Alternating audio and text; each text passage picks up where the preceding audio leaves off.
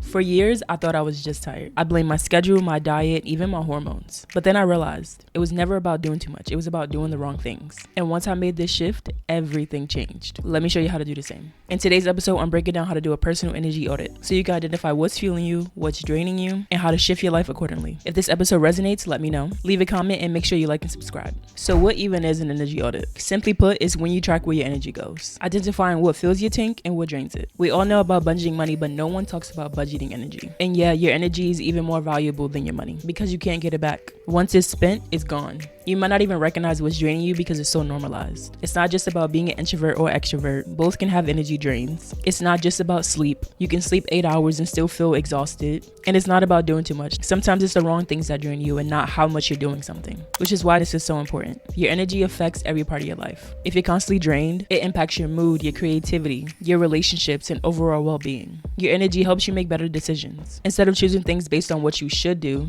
you start choosing based on what aligns with you. And your energy prevents burnout. A lot of us feel exhausted not because we're doing too much, but because we're doing a lot of the wrong things. You know how you could spend hours doing something you love and feel energized afterwards, but 30 minutes doing something that feels draining takes all of your time? Yeah, that's why this matters. Now let me know what it is and why it's so important. Let's dig a little deeper and identify the energy drains. Think about last week. What moments left you feeling exhausted even if nothing bad happened? As you think about that, I'm going to share 4 of the most common energy drains. Starting with number 1, people. Some people leave you feeling lighter. Others, like you need a 3-hour nap. Signs of energy draining person is someone who's constantly negative, always talking but never giving, and the conversations are always just so draining. Every time I get finished talking to one of my cousins, I feel like I need to just take a moment to myself, nap, listen to some music, get me back focused because the conversation is so draining. In the span of about 20 minutes, I've heard all of the family drama, 1,000 backhanded compliments, what this person's doing, what celebrities are doing, and the annoying lady at work when all I wanted to do was check in, make sure everybody was doing good. If you leave the conversation feeling like you need to recover, that's a sign. The second most common energy drain is situations and environments. Where you spend your time affects your energy. Some places just feel heavy, and this could look like a toxic workplace, social settings that feel forced, and just cluttered, chaotic environments. The third most common energy leak is habits and thoughts. Overthinking? Yeah, probably one of the biggest energy leaks. Overcommitting, saying yes when you want to say no, people pleasing, energy leaks. Have you ever spent hours worrying about something only to realize that it wasn't even that bad? That's an example of overthinking and wasting your energy. And the fourth and last most common energy drain is digital consumption. Raise your hand if you're guilty of this. Social media scrolling, doom scrolling, content overload, all take our focus and our energy. Don't get me wrong, not all content is bad, but pay attention to how you feel after you consume it. This one is probably the easiest to fall into. I know for myself, I can recall the time when we were all at home during the pandemic. We had nothing but time on our hands to sit down and scroll. I would be checking the news every single day, and I was keeping up with pages like the Shade Room, and after, it would always make me feel so bad. Today, you couldn't catch me watching News 12 or even associating with anything that has to do with the Shade Room. Do I check the news? Yes, but I'm very intentional about it. And do I keep up with whatever's over there? No, ma'am. I remember how I used to feel after consuming that. So, with these 4 common energy drains in mind, reflect on last week, think about all the times you were left exhausted, and pinpoint some of the energy drains.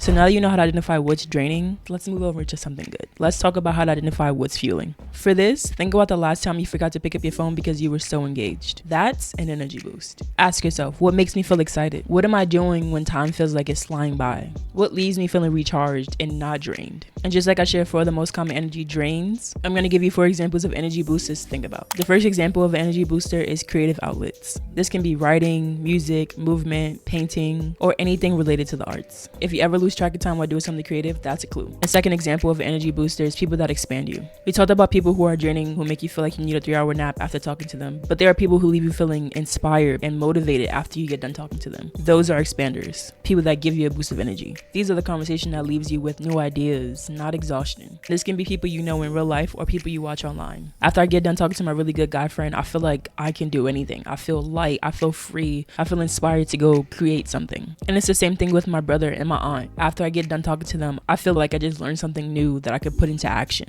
And that's what it's about. The third example of an energy booster is align work and activities. Doing things that actually light you up. And it could be something small. Small tasks can be energy given if it aligns with you. I know not all of us have the luxury of working where we want to work, but try to find those small tasks that light you up. Instead of thinking, what should I do? Ask, what do I feel drawn to? And the fourth and last example of an energy booster is rest and play. And not just physical rest, although that's great, but things that give your mind a break too. These are things that feel feel light, having fun, laughing, being silly, acting like your childlike self. Notice these moments because the more that you do that fuels you, the less drained you'll feel overall. So think about the last time you forgot to check your phone and ask yourself what excites you. What do you do that makes time fly? And what leaves you feeling recharged and not depleted? The next step is to take what you learn and shift your energy. You know that saying, you know better, you do better? Yeah, you just identify what's draining and what's fueling, now you're gonna apply it. I didn't even realize this, but everything is pretty much broken down into 4. I shared 4 common energy drains, 4 common energy boosters, and now here are 4 steps to shift your energy. Step 1, you either already completed it as we were going through this video, or you now have the tools to do that, which is to do an energy audit. Write down 2 lists. On one side, label it what drains me, on the other side, label it what fuels me, and look for patterns. Are you spending more time on drains? Are you spending more time on fuels? Are you not fueling yourself enough? The point of this step is to identify where your energy is going. The second step is to set boundaries. Once you identify your biggest energy drains, you have to limit or remove them. That's the point of this step, to help reduce energy leaks. This looks like reducing time with draining people, following people and content that make you feel worse, and saying no more often. Going back to the example that I used earlier with my cousin, I had to be intentional about where my energy was going and where I wanted to be and what was getting in the way of that. After trying to set boundaries with this person and letting them know how I would like the flow of our conversations to go or what I am or am not interested in, they never tried to stop gossiping or being negative. So I had to limit how much we spoke and take a step back. It's not that I don't care about them, but I had to set boundaries for myself in order to accomplish what I needed to accomplish. And boundaries are not about the other person. It's about you. It's always about you, what you will and won't accept.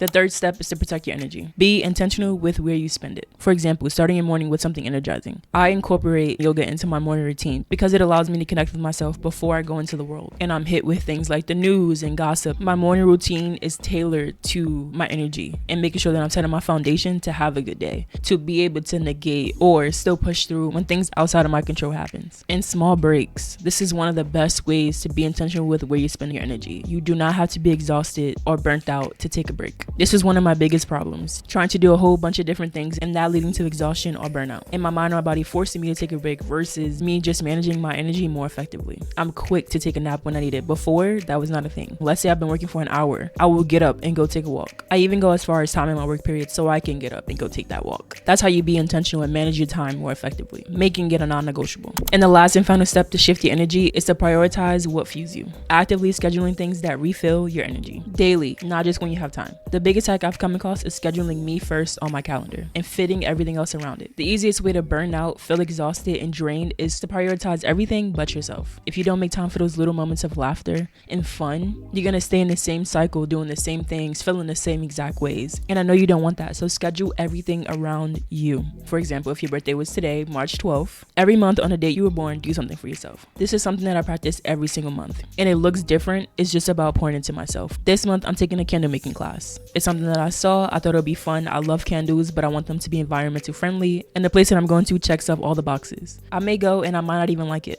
or I may go and I might love it, and it's something that I do every couple of months or whenever the candle dries out. But the point is that it's something that I intentionally chose to do, that I'm scheduling on my calendar for myself. And yes, there are going to be times where events or opportunities overlap, but it's your choice. You get to decide if whatever is coming up is worth it or not. For example, let's use the same activity. If I'm going to a candle making class and let's say something comes up that you also want to do, like a friend wants to hang out and it falls on the day that your birthday falls on, you have choices. You can invite them to the candle making class with you. You can do that first and then meet them after, or you can reschedule. You can reschedule the candle making class, or you can reschedule the date with them. But the point is, again, you schedule you on your calendar to do something that'll potentially fuel you. In this example that I'm using, trying new things is something that fuels me. Make your fueling activities non-negotiable. So make 2 lists. On one side, label it what fuels me. On the other side, label it what drains me. And look for patterns to see where you've been giving most of your energy. Then set boundaries to reduce energy leaks. Say no a little bit more. Reduce the time you're talking to people that drain you. And unfollow content that make you feel bad.